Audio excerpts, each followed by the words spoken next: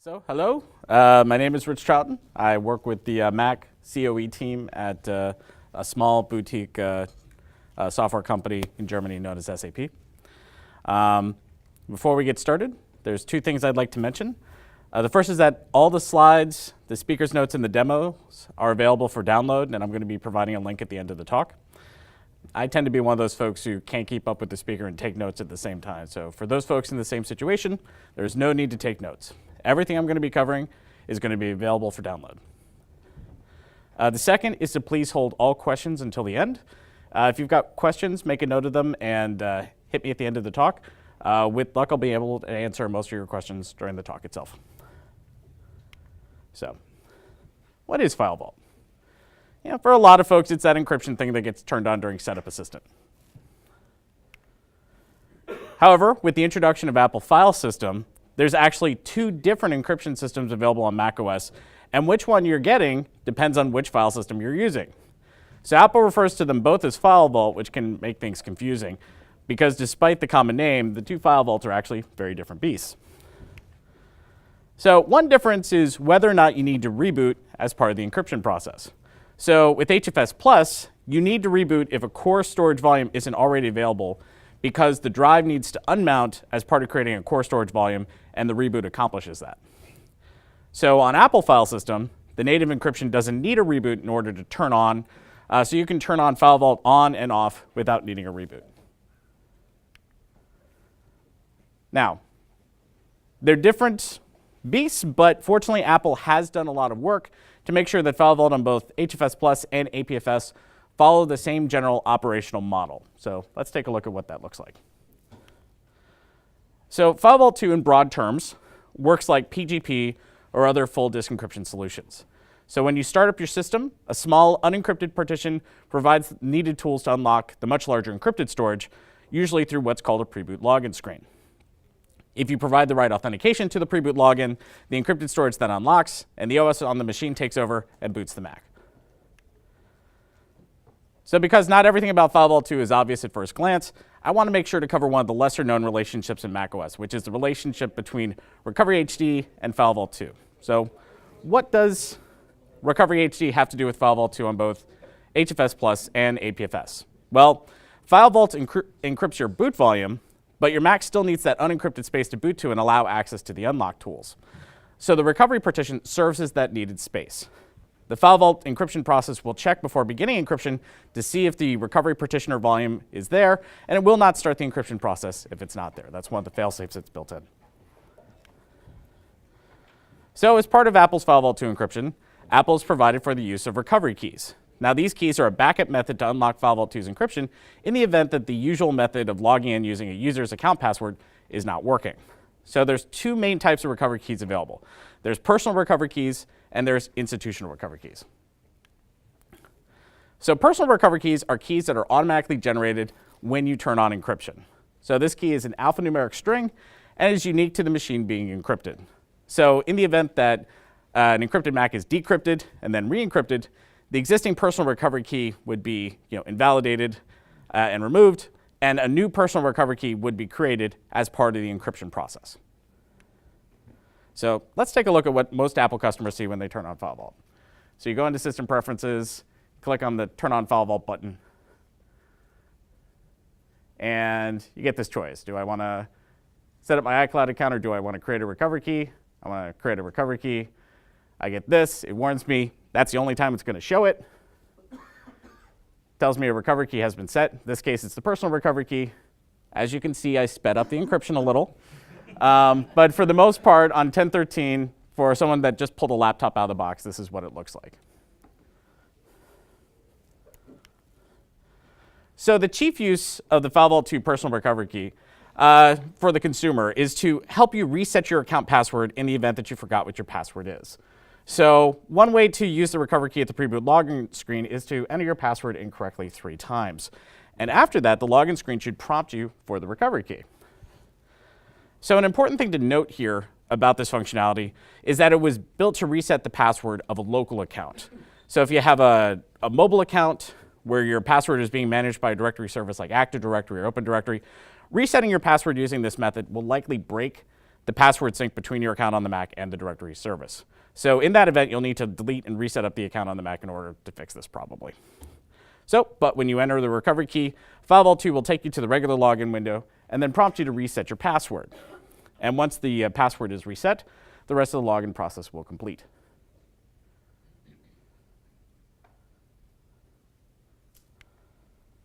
So the other kind of recovery key is what's known as institutional recovery keys. Now these are pre-made recovery keys that can be installed on a system prior to encryption, and they're most often used by a company, school, or institution to have a recovery key in common that works on all of their encrypted Macs. Now institutional keys are not automatically created, and they will need to be properly generated as a special kind of keychain called the FileVault master.keychain. So what does FileVault master.keychain do? Well, like I said, it's your recovery key. It serves as that centrally set backdoor. So in the event that you weren't able to get into an encrypted Mac using the usual passwords, you could use your recovery key with FileVault master.keychain to unlock the encryption and recover the data stored inside. So in the FileVault context, Apple usually referred to this as a master password. And the master password is, in fact, when they refer to that, they're talking about the password to this FileVault specific keychain. So because this password is really only used to lock and unlock the keychain, if you wanted to, you could rotate the password to this keychain without affecting the contents of that keychain, much like how changing your account password doesn't affect the contents of your login keychain. So if all this password is doing is just changing a password on a keychain, how is it actually doing the recovery? Well, this is a FileVault specific keychain whose only contents are an SSL certificate, referred to as the public key, and an accompanying private key. So these two keys together are specifically used for FileVault certificate-based authentication. And when both are available, you can use them to unlock or decrypt FileVault 2's encryption without knowing any of the passwords of the accounts authorized to log in at that pre-boot login screen. So if you want to use an institutional recovery key and you don't already have a pre-built FileVault master.keychain file available, you'll need to create one and add it to your machines before encrypting them. So you would build your keychain by creating the FileVault master keychain on a particular machine and then copying that keychain file off of it. And at this point, the keychain will contain both the private and public keys needed for FileVault recovery. So once you have your keychain set up, make several copies and store at least one of them in a safe place. Everyone has a different conception of safe, but I usually recommend storing them actually in a safe, with metal walls and tumblers and hard to unlock, or inside an encrypted disk image that itself is stored somewhere secure, like a file share that very few people have access to. So you can use the security command to create a FileVault master keychain file from the command line. And this method will create a 2048-bit private key by default. So once you've got your copies of your keychain safely stowed, you would edit yet another copy of your keychain and remove the private key to prepare it for use as your FileVault 2 institutional recovery key. And the reason for that is that if the private key is still present within your FileVault master.keychain, you won't be able to use it for encryption. That's another failsafe that Apple built in, just to make sure that people weren't populating their machines with the complete keychain. So let's take a look at how this works. So first thing I'm going to do is run sudo security, create FileVault master keychain, and I'm going to specify that I want to save it in the proper location, which is library, keychains, and I'm going to name it the correct name, which is FileVault master.keychain. All right, everything looks good. It's asking me a password for sudo. After that, it's going to ask me for the password that I want to set for my FileVault master keychain. Once I do that, retype it, make sure you remember what this is. It'll go ahead and generate that for you. And then let's go ahead and quit out of terminal. And next, let's go into our folder to make sure that got created. So we're going to go to library, keychains, and there we go. There's our FileVault master keychain file there, just like it's supposed to be. And I'm going to go ahead and store that someplace safe, which in this case I'm defining as this other drive on my machine. Like I said, you may have different conceptions of safe, but this is the one I'm using right now. Next, I'm going to go into keychain access It's already got my FileVault master keychain stood up. So there's my private key. There's my public key below it. And to use it to encrypt machines, the only thing that can be in here is that public key. So I'm going to go ahead and delete out this private key. This is why you make copies before you start editing, because you need both for recovery. So now that's ready to go. And I would be able to encrypt my machine now using an institutional recovery key, because now it's properly configured so I can go ahead and encrypt. So once you have your FileVault master keychain ready, you can take that keychain and deploy it to as many unencrypted machines as needed. And once deployed, those machines can be encrypted with FileVault 2 and use that prepared FileVault master keychain as your institutional recovery key. Now, this is one way to go. People disagree on whether or not you should be using an institutional recovery key, because if you're using one, chances are you're using it on all your machines. And some folks would argue that it's not a good idea to have the same recovery key across machines, because now if it gets compromised, now you got to switch it out on all your machines. So personally, I like using the personal recovery key. Some people like deploying both. Both are available for whatever you want to use. All right, so in this case, let's go ahead and take a look at encrypting with an institutional recovery key. So first thing I'm going to do, so let's just make sure it is there. It is, life is good.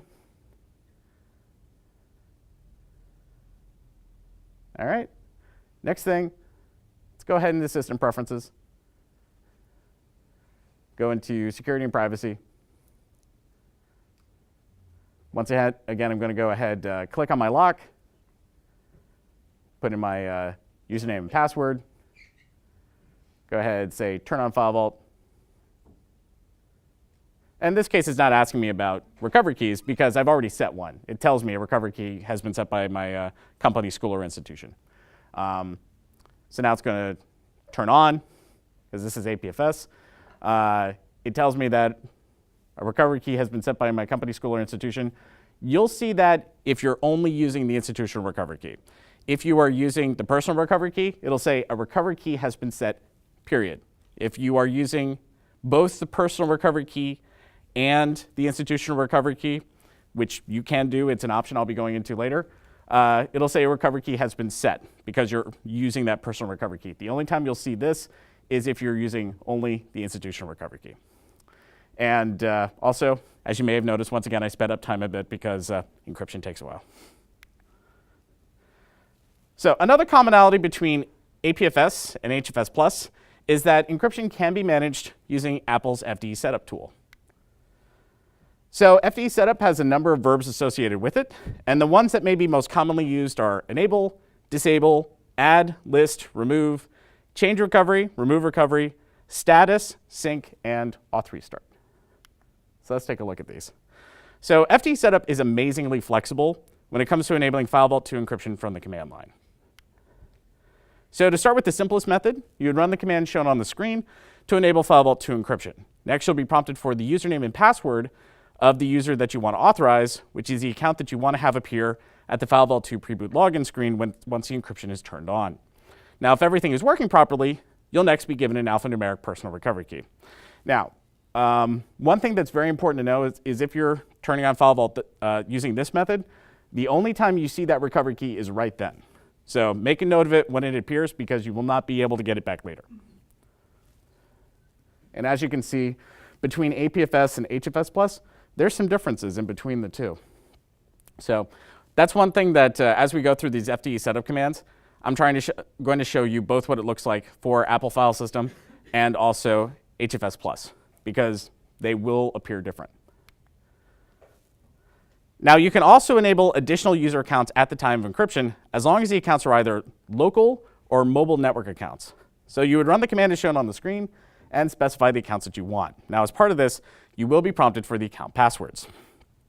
And after that, you'll be given the alphanumeric personal recovery key and prompted to restart if it's HFS Plus. If it's APFS, it'll just turn on encryption and start going. And all the accounts specified should appear at the FileVault 2 pre-boot login screen. Now, for those who want to automate this process, FDSetup supports importing a property list file via standard input. So this plist file needs to follow the format shown on the screen, and more users can be added as needed by appending new user information under the additional user's plist key.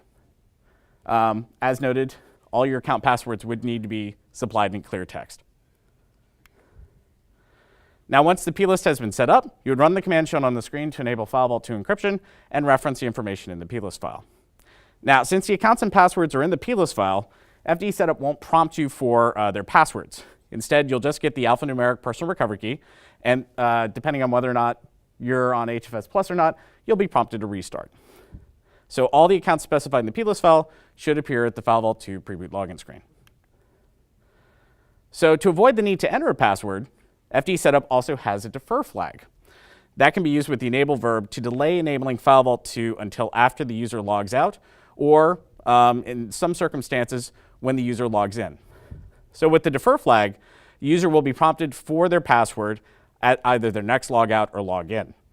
The recovery key is not generated until that user password is obtained, so the defer option is going to require a file location where this information will be written to as a plist file. So the plist will be created as a root-only readable file, and will contain information similar to what's shown up on the screen.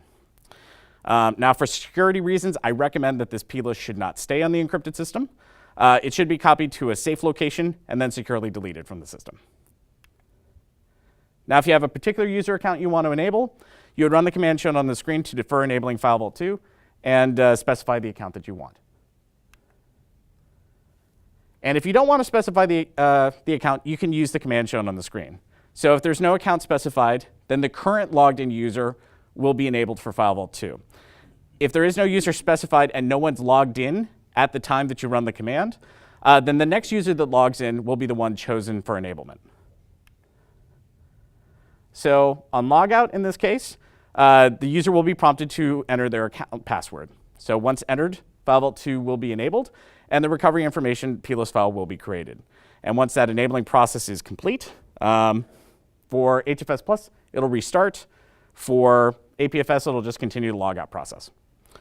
Now, an important thing to keep in mind about the defer option is that it enables one single user account at the time of turning on FileVault 2 encryption.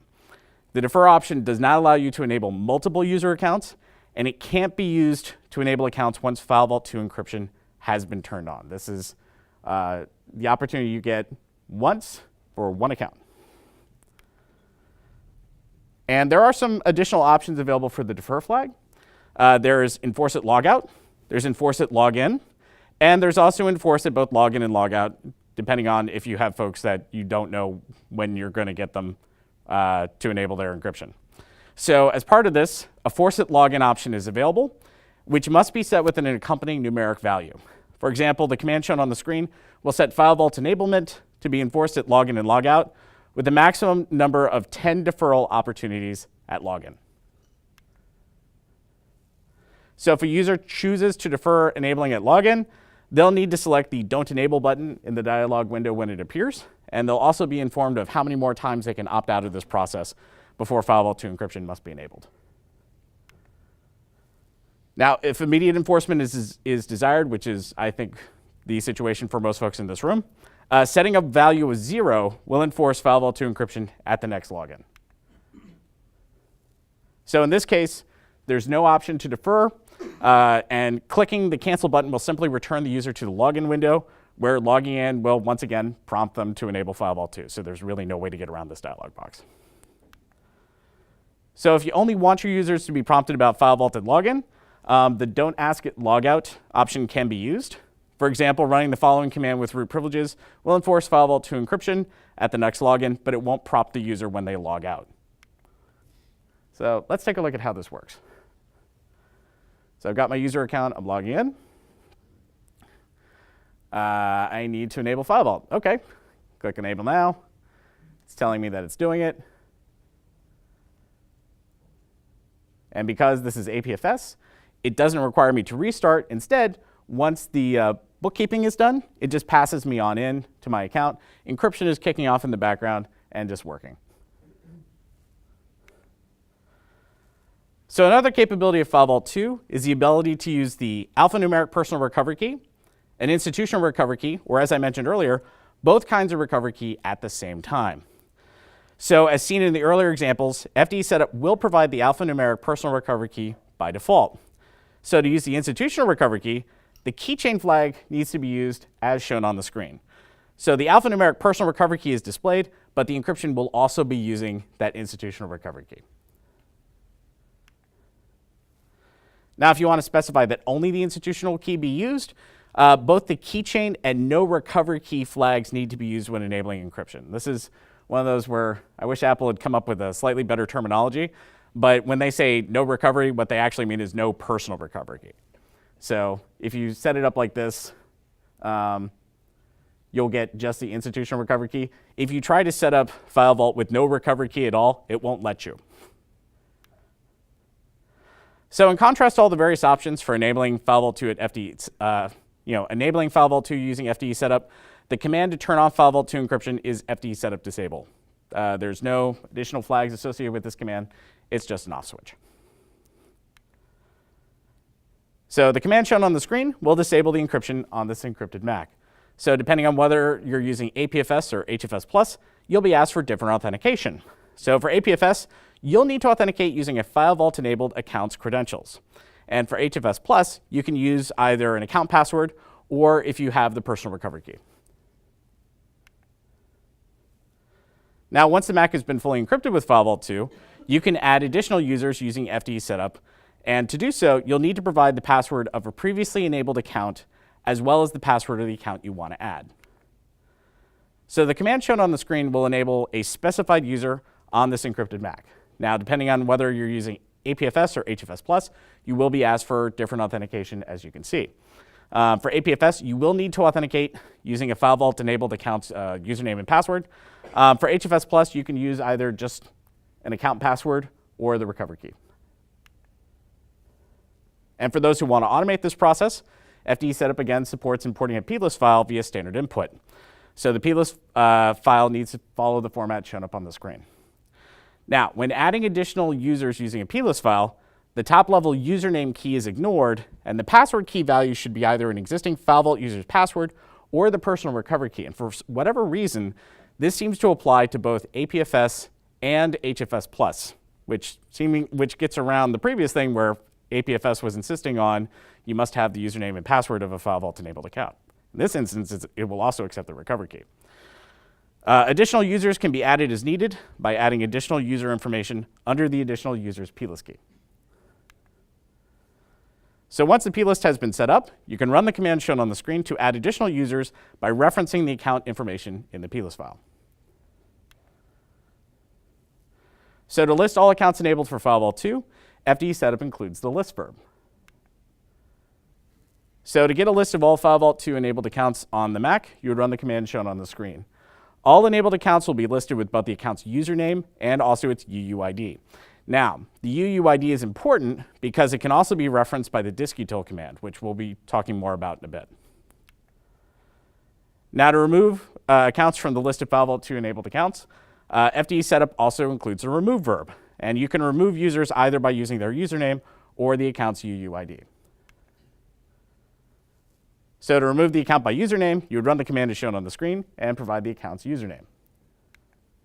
And if you want to remove using the UUID, you'd run the command shown on the screen and provide the account's UUID. Now, this may be one of the few times when you're not asked to provide additional authentication, you're not asked to do really anything else aside from having root privileges. FileVault 2 is perfectly happy to kick you out. It's getting in that's hard. So you can also use FDSetup to change, add, and remove both personal and institutional recovery keys. So to change to a new personal key, you would run the command shown on the screen. So for APFS, you'll need to authenticate using a FileVault-enabled account's credentials. And for HFS+, you can use either your account password or the personal recovery key. And for those who want to automate this process, FDSetup again supports using a plist, which needs to follow the format shown up on the screen.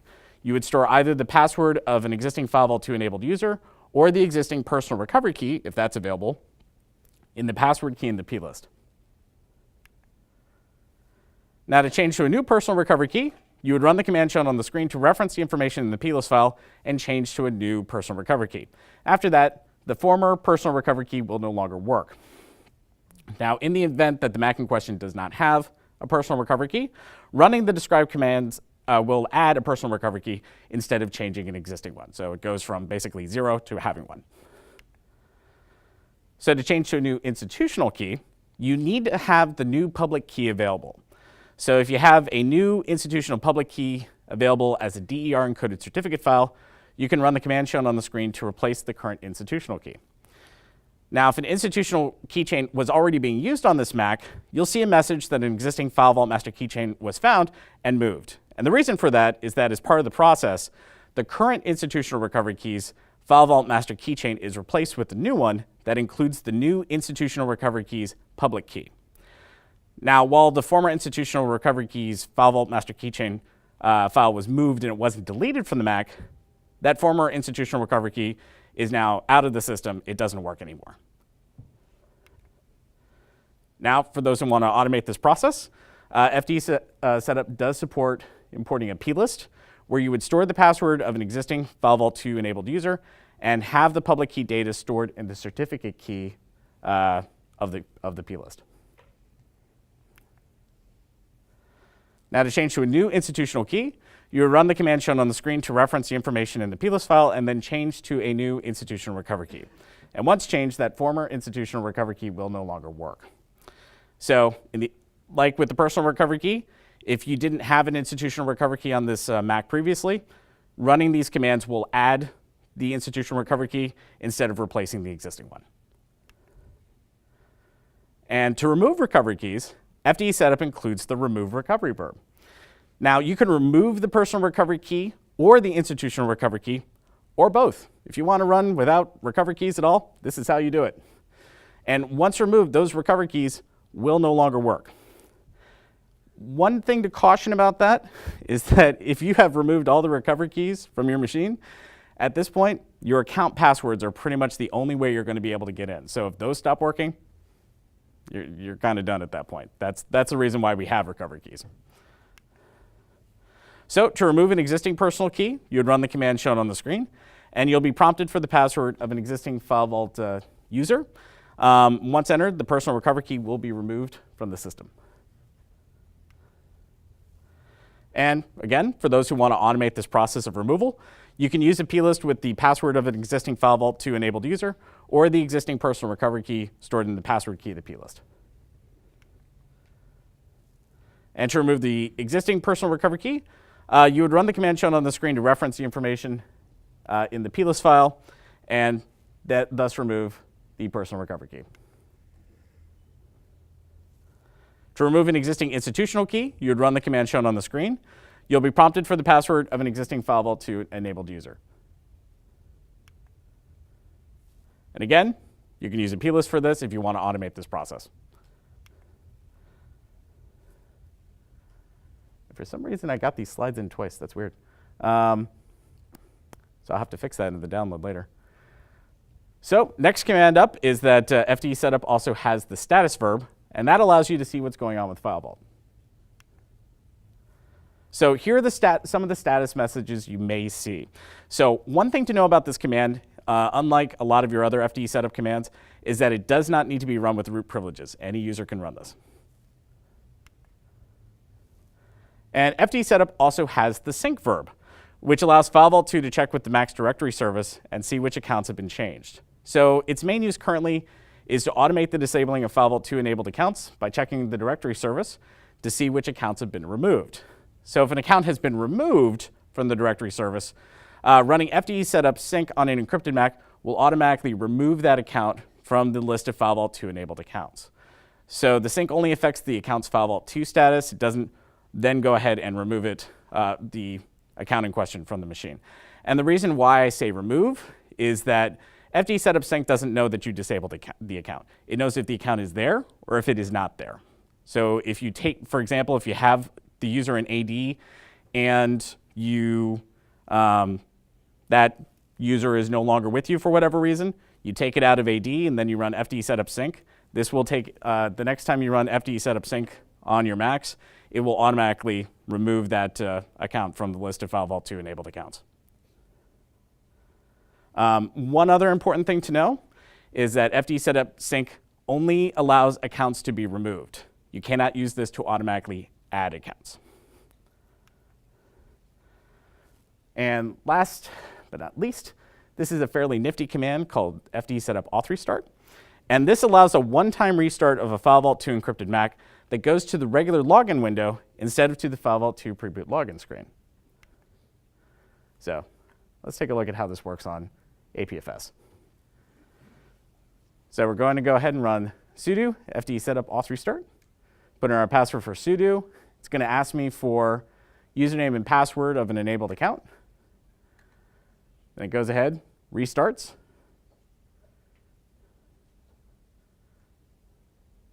And here I am back at the login window. I didn't have to stop at the FileVault 2 pre-boot login screen.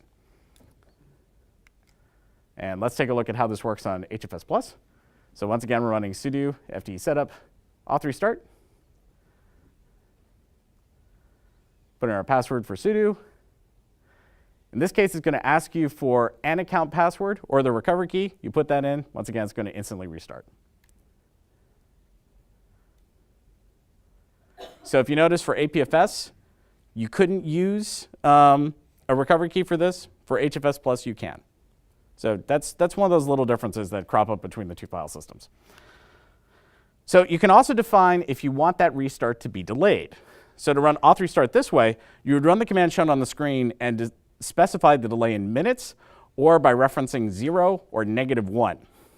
The auth-restart process will authenticate, and then it'll reboot the machine at the defined time delay. And one of the interesting things about this is that -1 will tell it, just wait forever.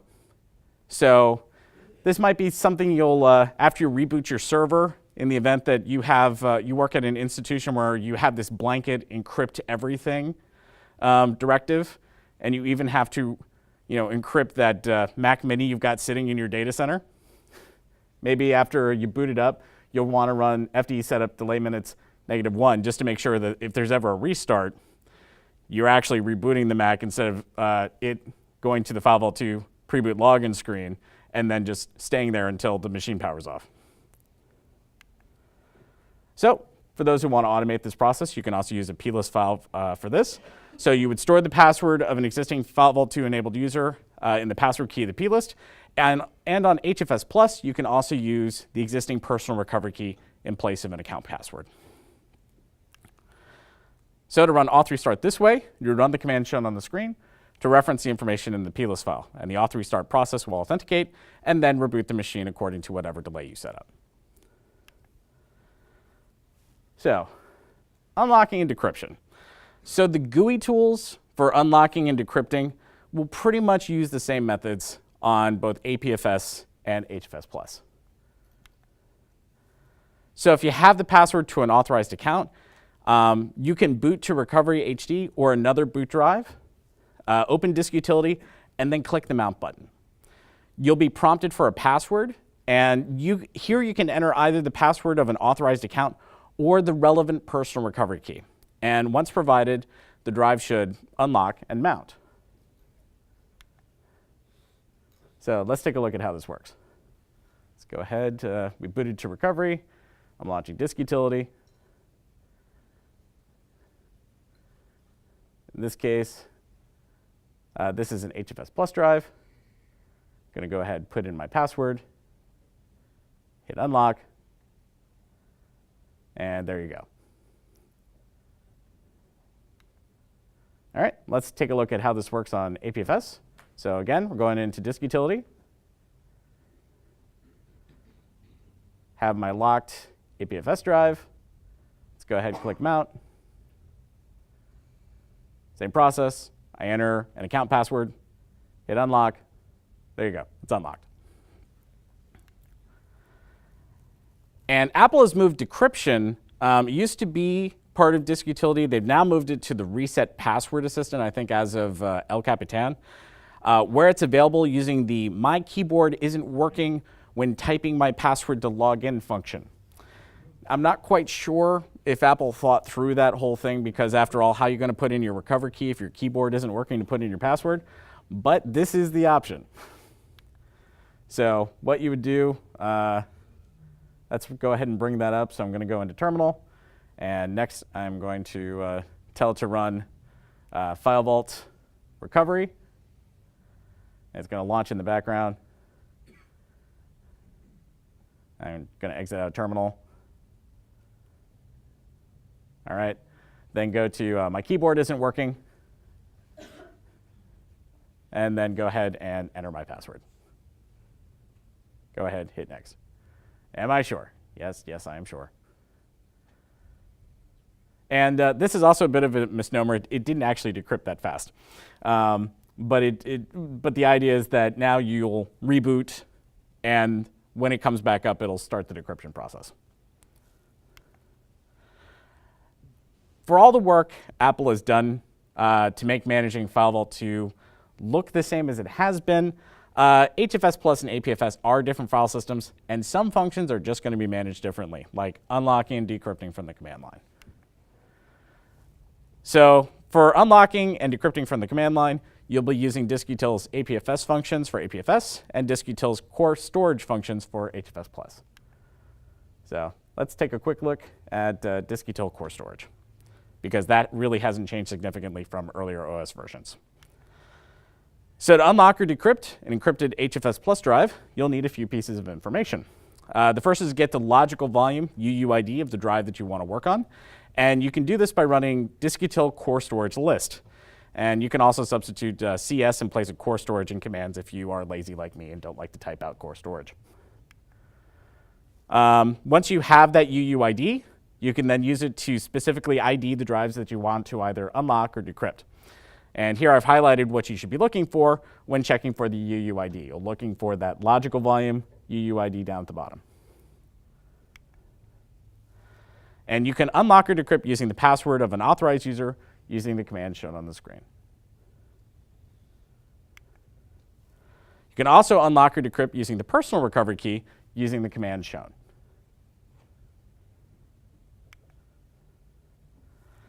Now with the institutional recovery key, it is a two-step process. First, you'll need to boot to recovery partition with either recovery HD or Apple's internet recovery being options. And second, you'll need to retrieve your keychain that has both your private and public keys from that safe place that you'd put it in. And third, you'll need to unlock that keychain so that the encrypted Mac has access to both those private and public keys. So once you've unlocked the keychain with both your private and public keys inside, you'll run the command shown to either unlock or decrypt the disk. And since FileVault 2 now has access to both keys, you shouldn't need to provide any other passwords.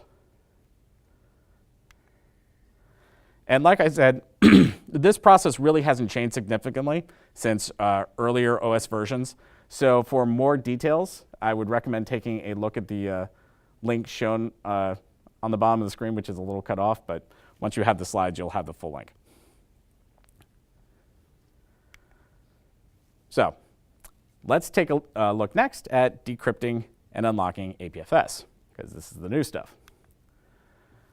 So to unlock or decrypt an encrypted APFS drive, you'll need the identifier of the drive you want to work on. So to list the identifiers of available APFS objects, including containers and volumes, you will need to use diskutil APFS list.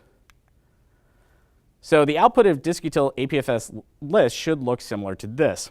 So in this case, there's one APFS container and one APFS volume on a non-boot drive present on this Mac. And the reason why I specify that was a non-boot drive is that for an APFS boot drive, you're going to have several other additional APFS volumes that should appear when you run the list command. So those additional ones are pre-boot, which is this is where the OS is now sticking the FileVault to pre-boot login information. Recovery, which is the new Recovery HD, and also VM, which is where the OS is sticking things like memory swap files.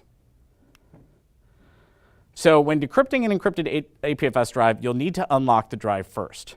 And the options available here are a little different from what's used to decrypt, so I'll be covering them separately.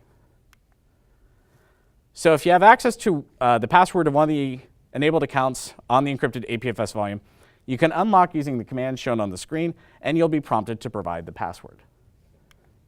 So let's take a look at how this works. So first thing I want to do is run disk-util APFS list, and because I want to get that disk identifier, which in this case is disk1 S1. And next, down here at the bottom, I want to run disk-util APFS, unlock volume.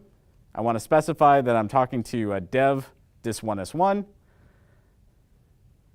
Put in my passphrase, which in this case is going to be any password to a FileVault enabled account on the box. So if you have multiple accounts enabled, you can use any of the passwords here. You don't need to specify.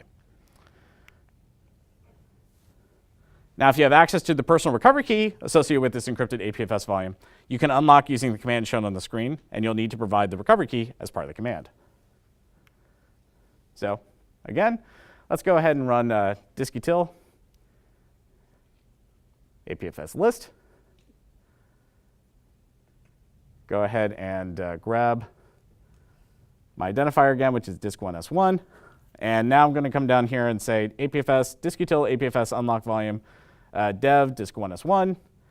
And I'm going to specify that I want to use passphrase. And after passphrase, I'm going to put in, just in plain text, my personal recovery key.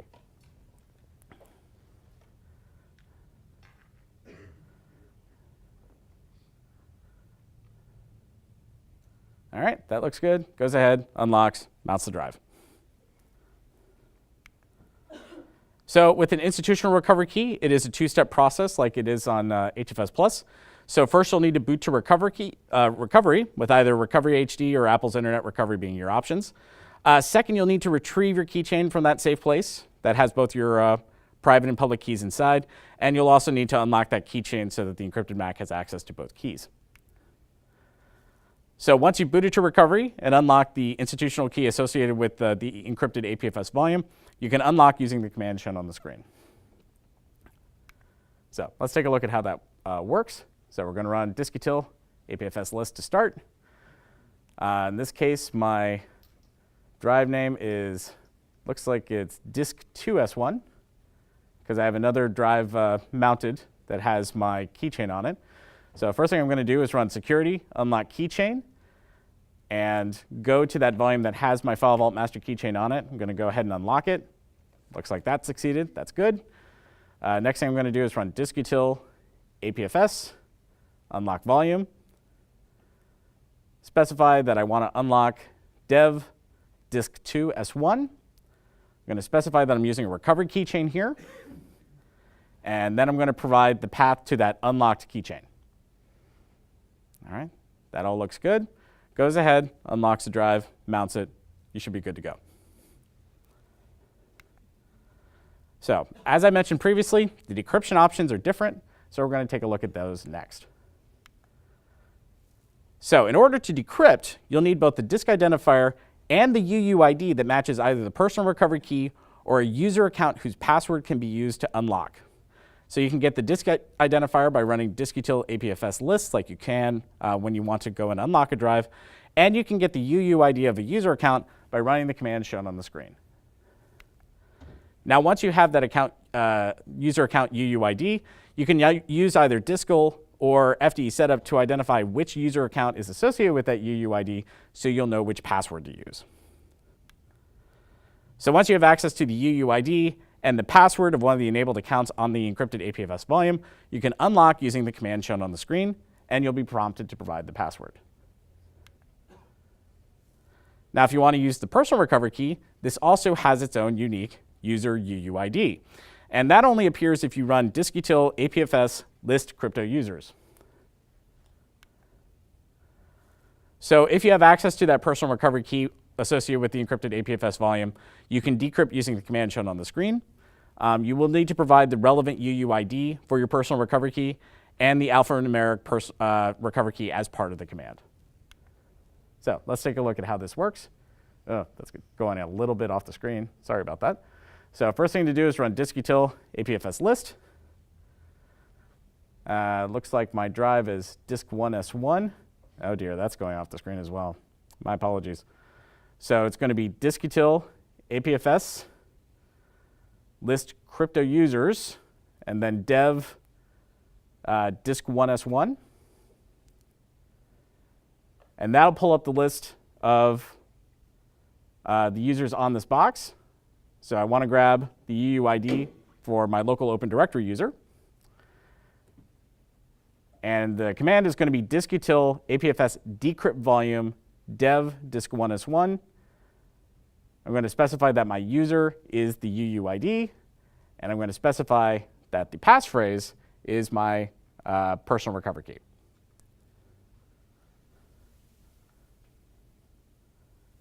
Again, my apologies as this is going a bit off the screen.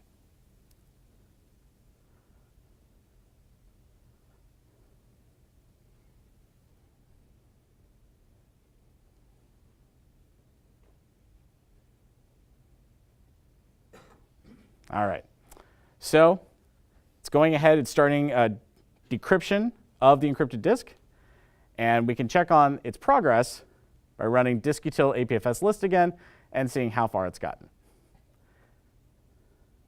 So in this case, it's about 10% done.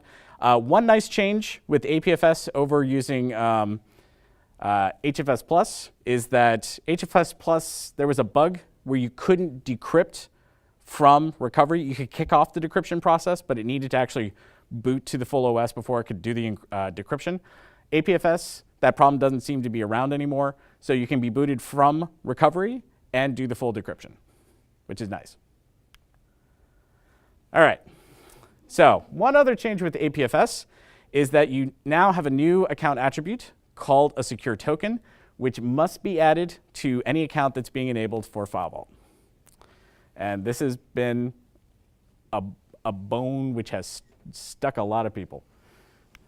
So there are a couple ways from the command line to check if an account has a secure token using the commands shown on the screen. You can use either sysenmctl, or you can also use diskutil. You can also check in directory utility to see if a secure token entry appears under the account's authentication authority attribute. So in order to provide a secure token to a user account, the account that you're using needs to have a secure token as well. So if no user account on the Mac has a secure token, then the first user account to log in will be granted a secure token. And this will occur either at the account's creation or when FileVault is enabled. It's basically, this is Apple's way of making sure that at least one account, in theory, has a secure token by just kind of auto-magically granting one to that first account to log in.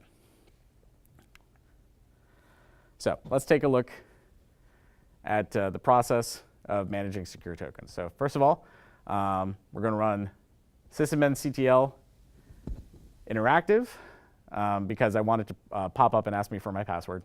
And I'm going to check on the secure token status of my other user account.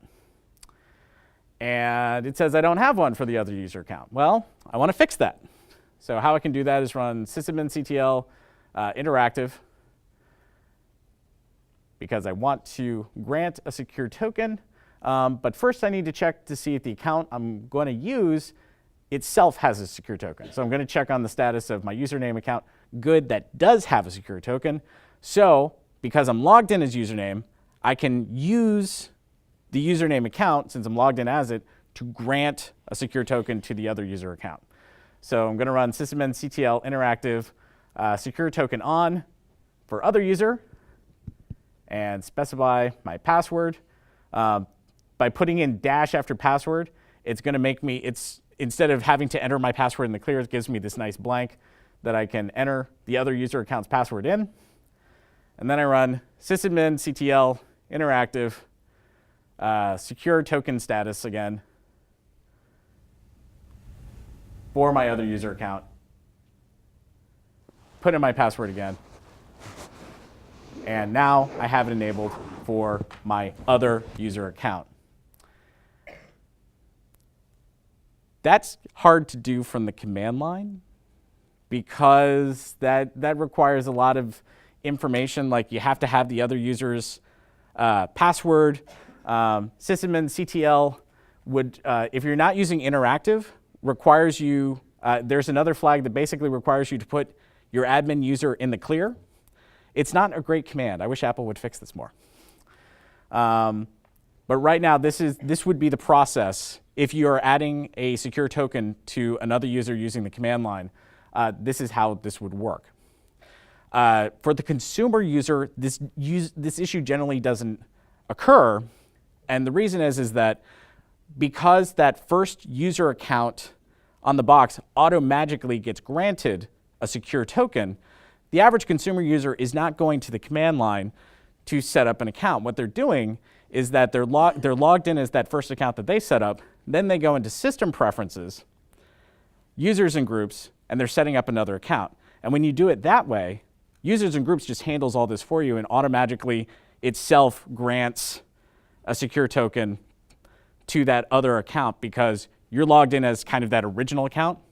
And so it can maintain that chain all the way through. For system administrators, chances are you're using a local admin that you created from the command line that never gets the chance to pick up that secure token. So now you have a problem on your hand because you need to have secure token to grant a secure token. So that's probably been the greatest issue that people have had with the 1013 and APFS encryption is just this secure token issue. There's various ways of managing it, but overall, I'm hoping that Apple makes this easier because right now it's a bit of a pain. So, as mentioned, any user account created in users and groups will get a secure token if they were created by a user account that also itself has a secure token. So, let's take a look at how this works. I'm going to log in to users and groups, and I want to create another user. So, just going to go ahead and create the other user account, put in a password for it. Go ahead, hit create user. All right, created the other user, life is good. And now if we go into terminal and we run sysadmin interactive and tell it to check secure token status for the other user account, first it's going to ask me for my password. And it's going to be like, it's got a secure token. Everything's fine. So for the consumer model, it's one of those things, once again, where Apple has built in something that's kind of invisible to the consumer user, but it's a bit of a pain for enterprise. So because you can never have too much information about something that is brand new, wrapping up this talk with some useful links. Some more useful links. Some more useful links. And possibly the most important link you see in this entire presentation, this is how you get it all. PDF is available from the top link. Keynote slides, which include all the keynote slides, all the demos, all the speaker's notes, all the everything, is available from the link down below. And I will leave that up on the screen as we open the floor for questions. So, I was going to try and throw this, but then he's going to help. So I'll probably just walk it down to you. I think you probably do that here.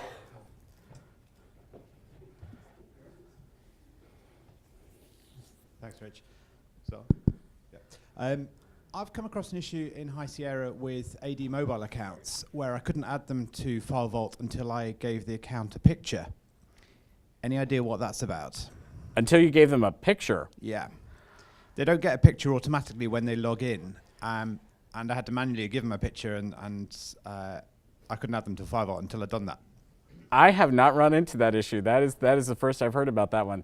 I was expecting you to say I couldn't enable them until I got a secure token. Yeah. I've not heard of I couldn't enable them until I gave them a picture. I know. I thought it was crazy as well, but I just chalked it up to High Sierra craziness. So. Yeah, no, that one's new to me. That definitely sounds like a bug.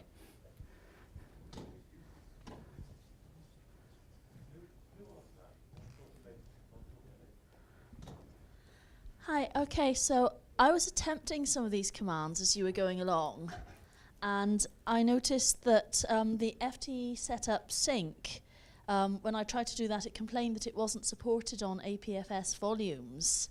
Is there an alternative command that you use on APFS instead? No, not that I'm aware of. Are you running 10.13.3? I think I'm on 10.13.4 actually.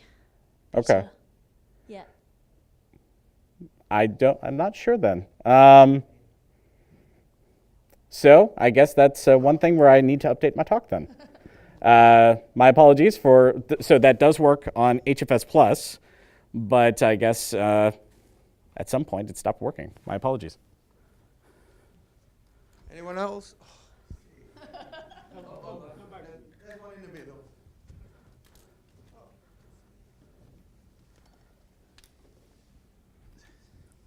Hi, Rich. You talked about the Auth-restart flag. Right? Does that work if you are performing an operating system upgrade on a FileVault 2 enabled Mac? If you are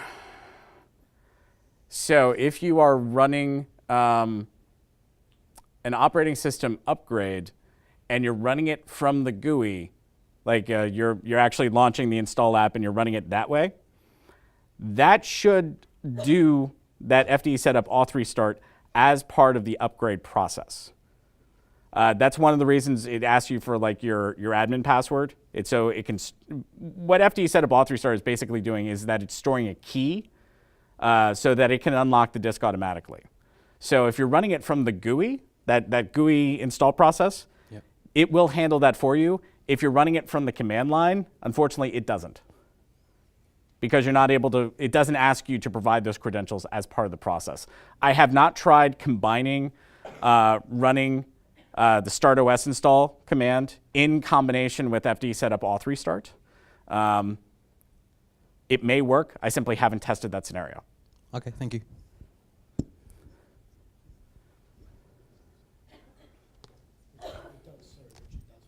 Oh, it does? Okay, good to know. Who asked the question? Find me afterwards. My question, what if the original user that was created that has the secure token is removed, and if there is no other users with a secure token, are you shot in the foot?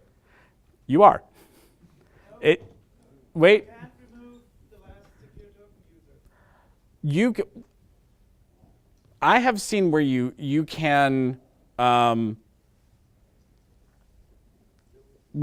delete that account while having another account still on the machine, and thus wind up with 0 secure token. So you have to work at it, but yes, you can shoot yourself in the foot.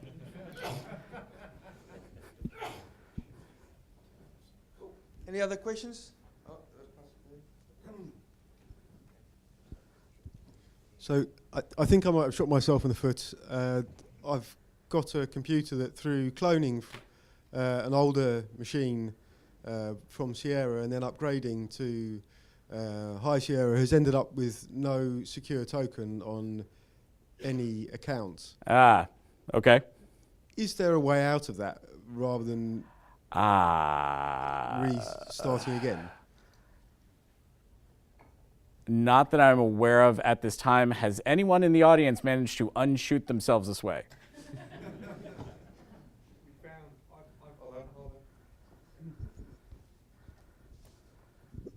I've had that on my machine, and what I found is that when you actually check whether the accounts in the machine have secure tokens, although it says it's disabled, you can still enable FileVault because your previous account before the upgrade had FileVault enabled. So that still works, but it doesn't show you the secure token flag. So it comes that's up bizarre. as disabled, but it still works. Okay, is it enabled after you enable FileVault? No, it still says disabled. That's what I've seen, where it just stays disabled. But I hadn't actually tried to enable FileVault after that because I just assumed that it wouldn't work.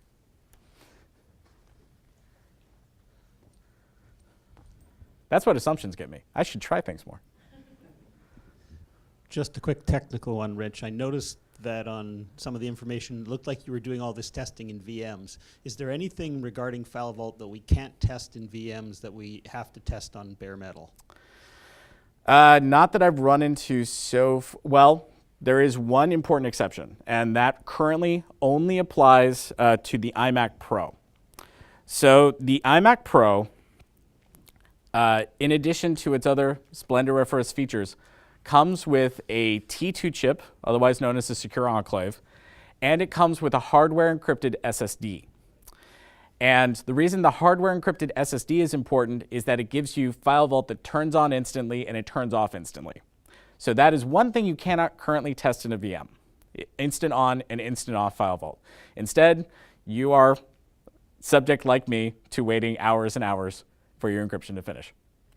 But that is something that I look forward to coming to more machines, especially laptops, in the reasonably near future, as Apple rolls out more Macs with the T2 chip, with secure enclave and hardware encrypted SSDs. I look forward to the day when basically turning on FileVault just takes a second. I really do. So, any other questions? No? Cool. So it's lunchtime. All right. For Rich. Cool.